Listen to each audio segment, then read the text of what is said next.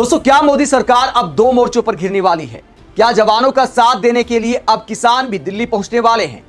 मोदी सरकार ने, बीजेपी सरकारों ने क्या तैयारी की है? दिल्ली बॉर्डर से लेकर हरियाणा पंजाब बॉर्डर तक पुलिसिया कैसा बंदोबस्त किया गया है? किस बात को लेकर पंजाब के किसान चले हैं दिल्ली की तरफ और उन्हें रोकने के लिए क्या किया जा रहा है? जो सवाल उठाता है कि पूर्व प्रधानमंत्री लाल बहादुर शास्त्री ने जो नारा दिया था, जय जवान जय किसान का नारा, वो एक तरह से अब तक राष्ट्रीय नारा बना हुआ है और बना रहेगा। लेकिन क्या राष्ट्रवाद के नाम पर राजनीति करने वाली बीजेपी और मोदी सरकार जय जवान जय किसान के नारे में यकीन नहीं रखती? देश की राजधानी में जवान जब संसद की तरफ चले, पेपर लीक को लेकर, बेरोजगारी को लेकर, शिक्षा व्यवस्था को लेकर मोदी सरकार से बात करने चले, तो जवानों के सामने जवानों को खड़ा कर दिया, युवाओं के सामने पुलिस के जवानों को खड़ा कर दिया, उन पर लाठियां चलवाई गई। और अब किसानों के सामने भी एक बार फिर जवानों को खड़ा कर दिया गया है। दिल्ली से लेकर हरियाणा पंजाब बॉर्डर के क्या हालात हैं, सारे बॉर्डर पर पुलिसिया बंदोबस्त आपको दिखाएंगे। पहले हरियाणा पंजाब का जो बॉर्डर है, जिसे शंभू बॉर्डर कहा जाता है, वहां के हालात आप देखिए। ये भारी बैरिकेडिंग पुलिस ने कर रखी है।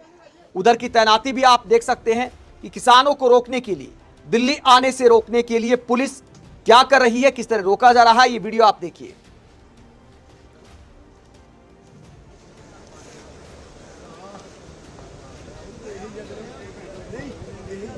भारी तैनाती की गई है। जब खबर यह आई कि पंजाब से किसान चल दिए हैं, तो उसके बाद शंभू बॉर्डर पर इस तरह पुलिसिया बंदोबस्त किया गया है, रास्ता रोक दिया गया है, ब्लॉक कर दिया गया है। उसके बाद किसान पहुंचते हैं, बसों में भरकर आ रहे थे, प्रोटेस्ट करने आ रहे थे। किस बात को लेकर प्रोटेस्ट करने आ रहे थे, उन्हें रास्ते में रोकने का सीन आप देख सकते हैं। तमाम सड़कों को बंद कर दिया गया है। तो रोका इसलिए गया है क्योंकि किसान आ रहे थे, जो अमेरिका के साथ ट्रेड डील होने की बातें सामने आ रही है।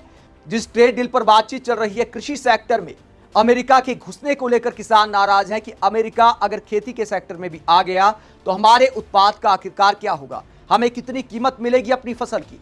ये सारी चिंताएं किसानों के मन में है। तो मोदी सरकार से बातचीत करने आ रहे थे, प्रोटेस्ट करने आ रहे थे। उसके बाद हरियाणा पंजाब बॉर्डर पर इस तरह रोक दिया गया। इसके अलावा दिल्ली में क्या इंतजाम किए गए, ये आप देखिए। टीकरी बॉर्डर का सीन आप देख सकते हैं। टीकरी बॉर्डर पर भी पुलिस की तैनाती की गई है।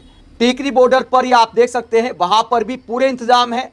इस बात की संभावना को लेकर इंतजाम है कि मान लीजिए अगर पंजाब के किसानों को रोक दिया गया, अगर हरियाणा के किसान भी आना चाहें, तो उसके लिए भी पुलिस भविष्य की संभावनाओं को देखते हुए इस तरह रोकने के प्रयास कर रही है।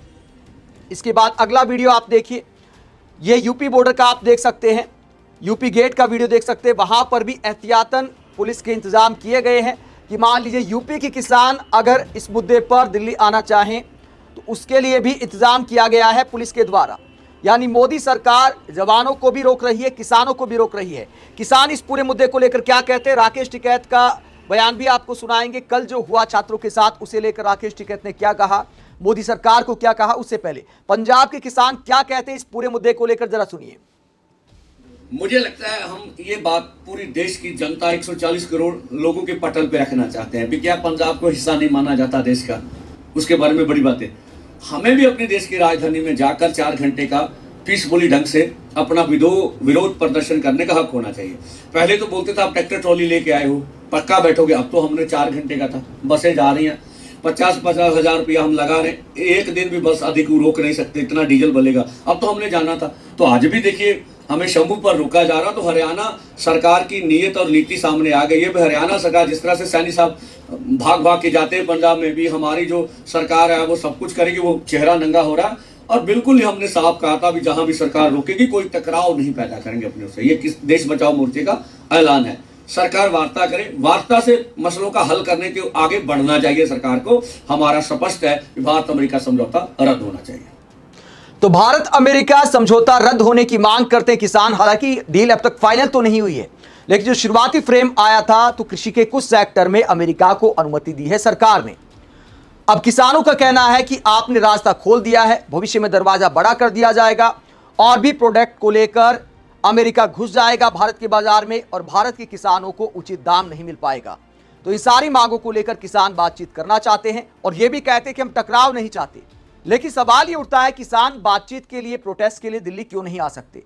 आज तो कोई बहुत भारी संख्या में भी नहीं आ रहे थे। कहा कि 4 बसें बस बुक की थी, 4 बसें लेकर आ रहे थे 4 घंटे का प्रोटेस्ट करने के लिए। उससे भी सरकार आखिरकार क्यों डर गई कि हरियाणा के बॉर्डर पर ही पंजाब के किसानों को रोक दिया गया और दिल्ली के तमाम बॉर्डर पर पुख्ता बंदोबस्त किए गए हैं। वहीं छात्रों के साथ जो हुआ उसे लेकर राकेश टिकैत क्या कहते हैं, राकेश टिकैत का क्या बयान सामने आया है। किसान नेता राकेश टिकैत मोदी सरकार पर टारगेट करते हुए तानाशाही बताते हुए क्या कहते हैं, जरा सुनिए। कि घेर घेर के दोनों तरफ से पुलिस ने घेर के लाठियां बरसाई, आंसू गैस के गोले छोड़े। ये अत्याचार है। ये वही नौजवान है जब ये अपने क्षेत्र में जाएगा तो ये विपरीत परिस्थितियों में जिन हालातों में जाएगा और वहां पे जाके क्या कहेगा कि मैं दिल्ली में पिटकाया, एक नफरत की चीजें लेके दिल्ली से वापस जाएगा। हम अभी भी जो छात्र वहां पर बैठे हुए हैं, आप शांतिपूर्ण तरीके से, अभी आप जंतर मंतर पर हो, हम वहां पे कंटिन्यू नजर बनाए हुए हैं, पूरा देश नजर बनाए हुए हैं। आप वहां पे शांतिपूर्ण तरीके से बैठे।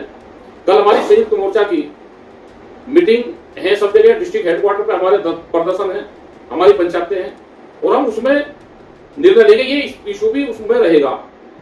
हम उसमें कल ये 3-4 बजे ये मुद्दा आपको रखेंगे जब मीटिंग पीक पर रहेगी पूरी, कि कैसे हम आपकी सपोर्ट करेंगे। हमारे लोग वहां पे थे, जरूरत होगी फिर भी वहां पे दोबारा हम आएंगे। आप शांति बनाकर अपना धरना प्रदर्शन करते रहें। ये तानाशाह सरकार है, इसको किसी की मौत से, किसी की किताब से, किसी के खेत से इसको कोई लगाव नहीं है। जैसे रामपुर में एक यूनिवर्सिटी है, जौहर यूनिवर्सिटी, उसको जो तोड़ने का फरमान जारी करा है, क्या उस यूनिवर्सिटी में कोई और बच्चे पढ़ रहे थे? क्या उस यूनिवर्सिटी को तोड़ के क्या दर्शाना चाहते हैं? पूरी दुनिया में मैसेज क्या जाएगा कि वहां पे जो बड़ी बड़ी बिल्डिंगें बनी हुई हैं जिसमें यूनिवर्सिटी चल रही हुई है, उन यूनिवर्सिटी को तोड़ा जा रहा है आज।